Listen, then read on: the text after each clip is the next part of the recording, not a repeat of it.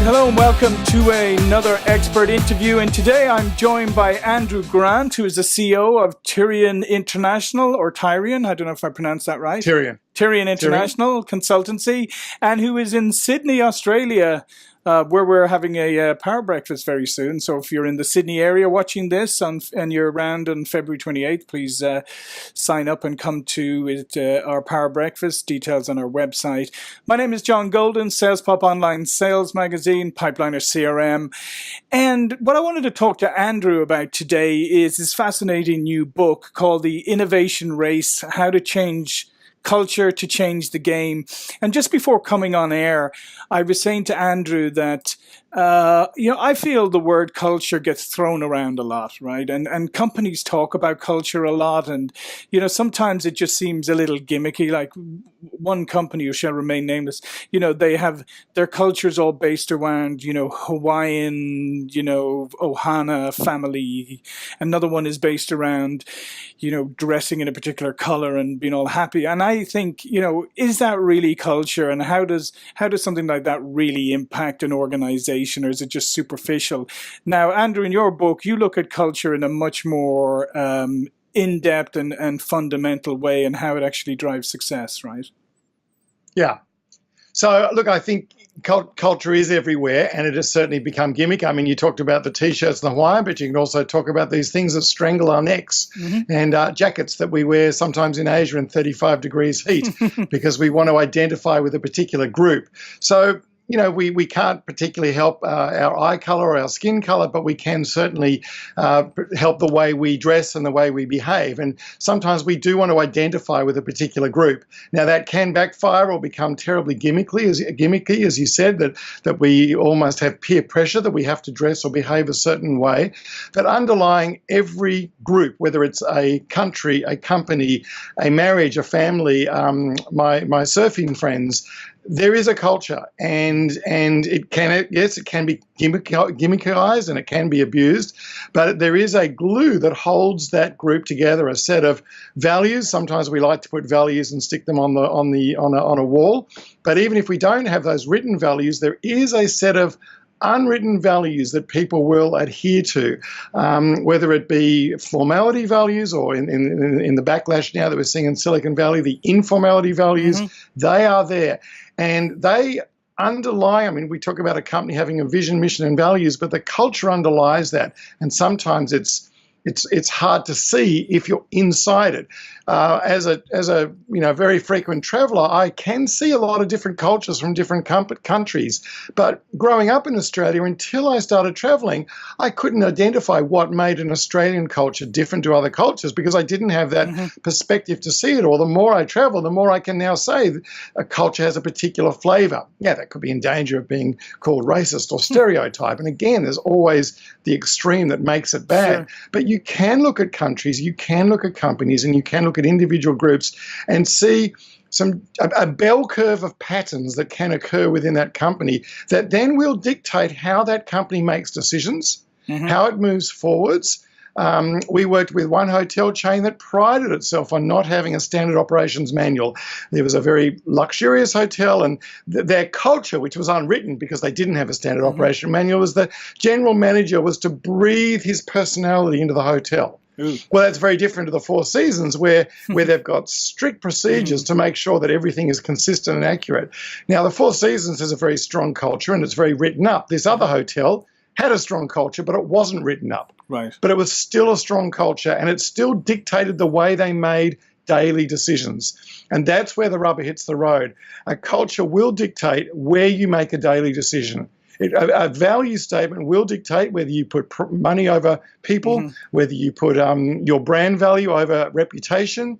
We're seeing this horrifically in politics at the moment that, people will sell out for money, they'll sell out for fame, their integrity goes down the drain. Other companies, their values are really high on integrity. Every single thing every decision is made from an integrity perspective. That all comes down to culture. And so, yes, it is gimmicky, but it is absolutely critical for a company moving forward, whether it's successful or not successful. So in terms of culture then, and how it affects innovation and how it affects success. So the two examples you gave there, one is, maybe an organic culture that has developed over time and maybe has never been written down, maybe has never really been analyzed or even taken a step back to say whether it's a good culture or not. Another culture is one that has been well studied and documented and is, laid out and almost like dogmatic in its approach, right? Are those either ors, or is there something in between? And which is, when you talk about affecting innovation, what's the type of culture that can really help you to be innovative? Because one sounds like it may be innovative accidentally, another one sounds like maybe it's restrictive in some ways to innovation. Well, let me answer the first question, and that is it black and white? No, it's a continuum. You may have at the very extreme end that no one has ever articulated their culture, but it could be a bunch of teenagers that all decide to wear earrings down this side or dye their hair orange. They're not going to sit around and create a mission statement as teenagers, but I can assure you, I remember coming out of the Opera House one day and there was a teeny bopper concert and all the 14-year-old girls were coming out. I swear they all went to the same shop. Now, none of them sat down and created a mission statement and said, let's all dress like this. No one probably even articulated. Ironically, they probably all want to be different, but I can promise you the thousands of kids coming down the Opera House stairs almost looked identical twins, but no one articulated it. The conformity of non-conformity, right? Exactly. So that is one extreme. And then you may have something like the Four Seasons Hotel that will spend many, many hours analyzing their culture, connecting it to their values, connecting their values to their brand. And that's why they're worth 3.6 times their brand value, because they spend so much time making sure there's a consistent culture. So when you go to a Four Seasons hotel, which is, as I said, a hotel I've worked with, everyone will tell you it's the same high standard. Well, how do you get that high standard? You get it by having a vision, mission, values, and an underlying culture. Now, so it's a continuum. On to the second question, you've hit on the research that my partner, Jay, is doing at Sydney University Business School. And we tend to, this day and age, think that innovation is, as you mentioned, the trendy Silicon Valley companies that preach freedom, openness, group engagement, and flexibility. They are the key things that companies over the years have said are important. As a matter of fact, the research shows that over the years, these were the four things that identified an innovative culture. They were freedom, openness, group engagement, and flexibility. That's 60 years worth of research saying that that's what you need to be innovative. And you can see the current trend of companies that are, moving fast use those four categories. They are loosely defined by one word that we have in our book and runs right through our sessions, called an exploration culture. Okay. That is a mindset that is free, open, engagement, and flexibility. It's constantly exploring and pushing the boundaries, and that is an innovative culture. But what Jaya has been researching is what is called the paradox theory. And if you just embrace the freedom, openness, group engagement, and flexibility on its own, you end up with a company like Uber. And I'm going to say it because they've just had their report released on what a toxic culture it is. Because you see, too much freedom leads to chaos. Too much openness leads to lack of direction. Too much group engagement leads to blind conformity, and too much flexibility leads to a lack of reality. So the typical research that comes out of innovation is, let's all be explorers. Let's run down that side of the road. And as I said, the danger of that is going off what we call the runway and into the danger zone. Now, if you think of a Formula One racer, they don't stick to the left-hand side of the road as they go around the track. As we watch the Winter Olympics, we're watching these slalom races. Sure. They don't stick to one side of the road. If we were just to embrace that more trendy research on exploration, we may end up with an innovative company, but it won't be sustainable. We may end up with an innovative culture, but as we've seen with some of the Silicon Valleys, they're not sustainable. And it's all very well, I go to conference after conference where the latest guru gets up and talks about, how successful they are. And I kind of think, 20 years I was going to conferences ago and I got Wang computers and Borders books and Kodak, and standing up telling me how great great they were, it's not sustainable. Yeah. So if you just go down the exploration side of the road, then you'll get very fast innovation, but it won't be sustainable. So what Jaya's research is showing with the paradox theory is to balance out freedom, we also need within the culture, to a degree, some level of control. Right. To balance out openness, we also need some focus. To balance out group engagement, we need to give people the right to feel individual. Yeah. And to balance out flexibility, we need stability. And that's called the preservation side. So if you think of it as exploration on one side, preservation on the other side, and skidding off the rails on either side. So if you take the control side, you can get too much control and you end up like North Korea. Or possibly Steve Jobs' style of leadership. Too much focus, you get insulation. Too much individualism and you get apathy. And too much stability and you get pessimism.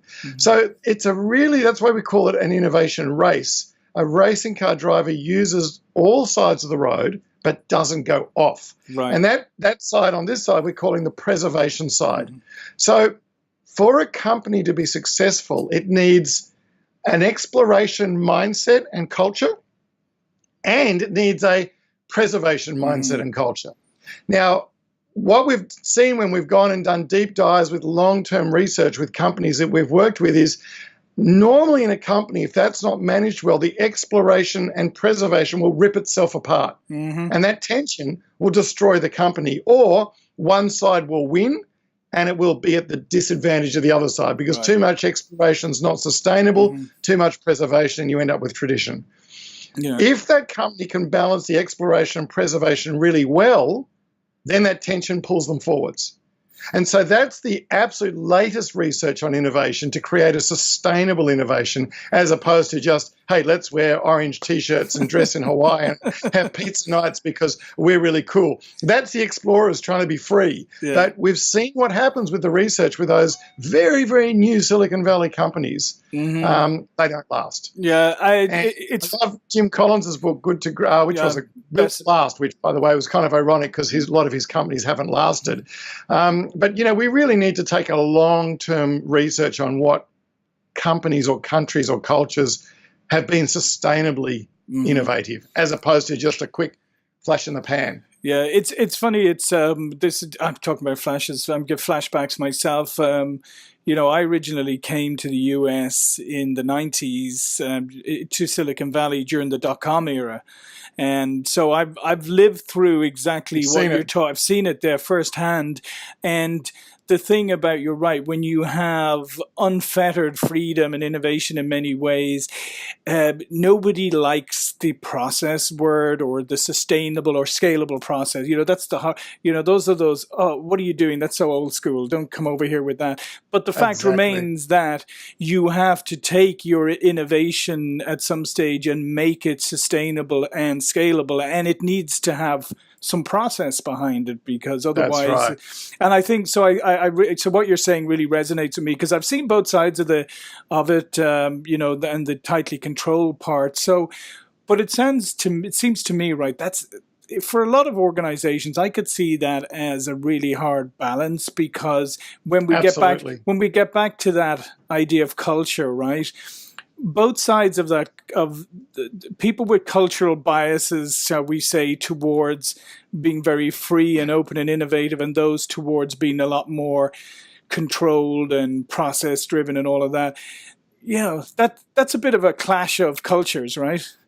Well, this is why it's called the paradox theory, you see, and that's why I don't want to say we've got the latest research, but this is what my partner's doctoral research is on. It's you see, senior teams need strategic alignment, but the work of the senior leader often involves the entrenchment of these paradoxes, but they're not prepared to deal with them. So what you'll see is a leader will run on its personality, which is very, very dangerous, because the leader might either be an explorer, which is, everything's cool and great, or the leader might be a preserver and a control freak, and both of those are not very successful.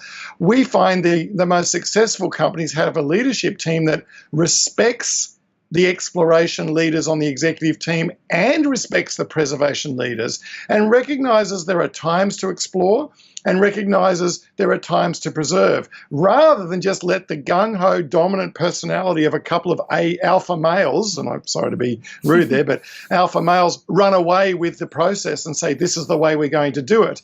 You see, there's a dangerous thing that we don't see in the media, and it's called survivorship bias. So we read about the Steve Jobs and the Bill Gates and the Jeff Bezos and the successful companies, but we don't read about all the unsuccessful ones because they never make it into the media. So to just pick on a case study from one great company and say, look, everyone wears skivvies, and Steve Jobs wore skivvies at Apple, so we'll all wear skivvies, which is apparently what started to happen. That's how powerful his own personal culture was. That is the silliest thing you can do, because we're not studying the failures. And we need to study the failures as much as we need to study the success stories to try and understand what culture is. So in our book, The Innovation Race, we've gone back as far as the Australian Aboriginals from 40,000 years ago.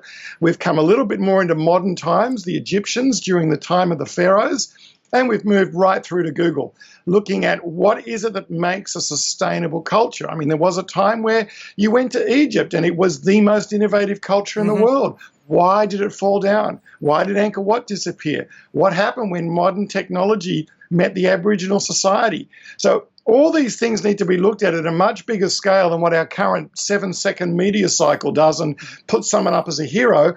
And then when he fails, he disappears. So we don't hear from him again, but the next one comes in and becomes a hero. And so we go, oh, look, if to be an innovative boss, you've got to wear a skivvy, then I'm going to wear a skivvy. And that's where, as you said, it becomes a gimmick. Yeah, and it's interesting too, because even some of the success stories that are touted, you know, the companies themselves were on the verge of bankruptcy before they managed to, you know, go public and then, you know, get into this whole sustaining thing where people are buying shares in companies that are losing money, but that they're getting fabulously rich and all that crazy stuff that goes on that makes no logical sense to outsiders. Well, we're suckers. I mean, at the end of the day, we're suckers, and we'll follow what the media says, and what we're saying is let's follow what the research says, and the better the research, the further back it goes in history, the broader it goes in order to actually understand why. I mean, the one of the original books on that was Jared Diamond's book, Guns, Gems and Steel.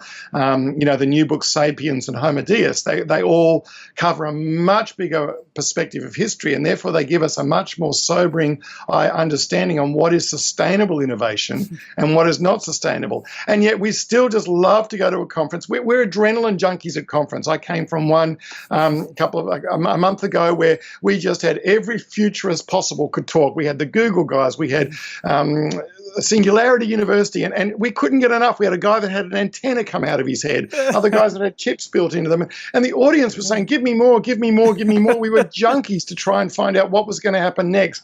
And then the organizer got up and it was a she, and she said, if this is just boys with their toys, we are wasting our time. And I thought, thank goodness someone put a bit of sobering around the conference, because it was really, really interesting stuff. But what was the purpose of it? We were just adrenaline junkies wanting to find out what's next so we could go back to our neighbors and control the conversation because we can see into the future. Well, I'm afraid we can't see into the future. We can't even predict the stock market. We don't know what the price of Bitcoin is going to be tomorrow. But we like to think we can see into the future. That gives us a sense of power. I think it's better we look back into the history and see what the research says about sustainable innovation, rather than have the latest guru get up and give us his 5 steps to success. And we love Bitcoins, even though we've no idea what they are, right? Most of us. Oh, we all want to talk about all want them. You know, it may be the next best thing, and it may die. We don't know. If it is the next best thing, 50% of people will be patting themselves on the shoulders saying, we were fantastic, we got it right. And the other 50% will be onto something else. So the survivorship bias will naturally point us to what works, and then we take the principles from what we think was successful and apply them to our industry, and it's not. So the classic example is, Amazon went without a profit for so many years, so can we. Well, that's not research. That's one case study, and you can't apply it across other industries. Yes, you can't. So, you try in most businesses, you try going for a prolonged period of time by losing money, and you'll see why it doesn't work for everybody. Right. Except we'll never read about, here's the problem, we'll never read about those people. So we'll only ever read about the ones that were successful. It is a scam. Darren Brown had that beautiful TV documentary called The System, where he got one person to believe that he was God and he could predict any horse race ever. And the way he did it is he started with 500 people and told them A and B. If A won, he'd take the 250 and again do A and B, and he'd do that 6 times until he got down to one person that thought that he was God on earth that could solve any problem, and he got her to bet her life savings on the next horse. Survivorship bias is a very, very dangerous way to study cultures.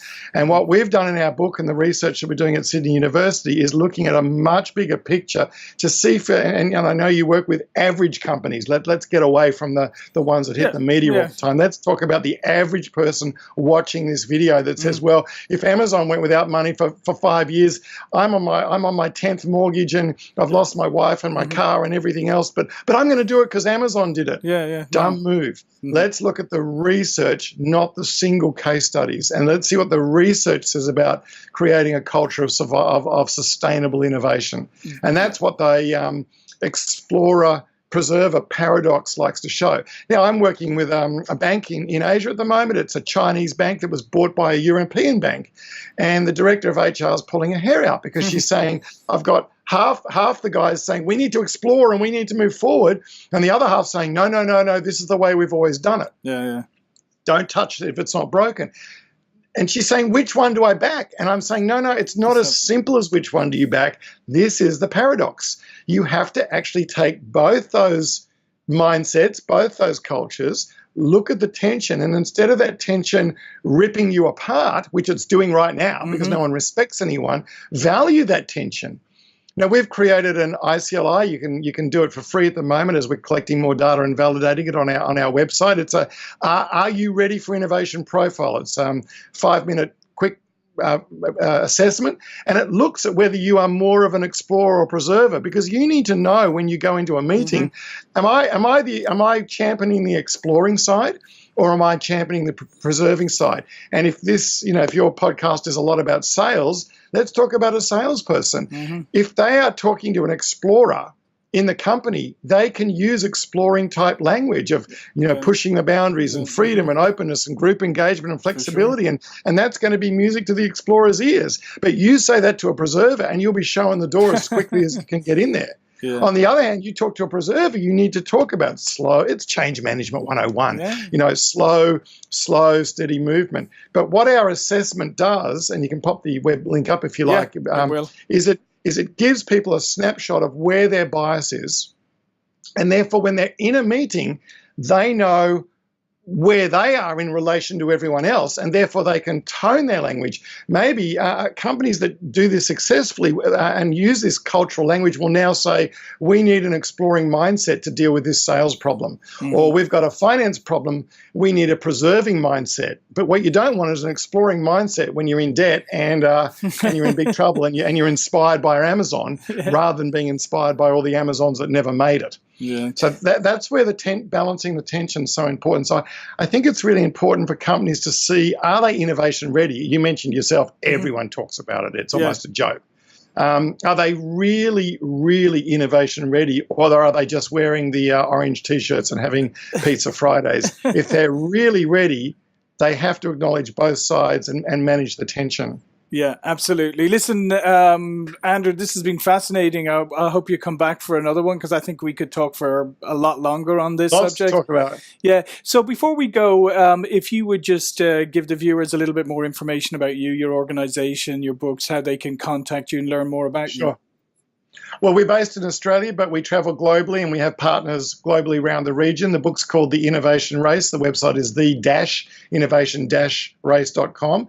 And our company is called Tirian, T-I-R-I-A-N. We've written 2 books. One is on creative thinking and design thinking, and the other one is on innovation, which is the more heavily detailed book. If that's too heavy for you, you can hop onto our other book called Who Killed Creativity, because you can't have innovation unless you have creativity. But that maybe is for another discussion. Yeah. But all the videos, the models, the assessment, which we think is really valuable. We're giving the assessment away for free at the moment. As a professional, I'm a professional keynote speaker and facilitator. We license our material globally, and my wife is, as I said, 30 years partner, and she's working at Sydney University Business School, making sure that this is real research, not just the latest trendy sales talk. Yeah, well, we could have a conversation about that whole research thing too, but we'll save that for another day. Listen, sure. Andrew, this has been fantastic. Andrew Grant, my name is John Golden, SalesPOP Online Sales Magazine, Pipeliner CRM. I'll see you for another expert interview really soon. Thank you. Thanks very much.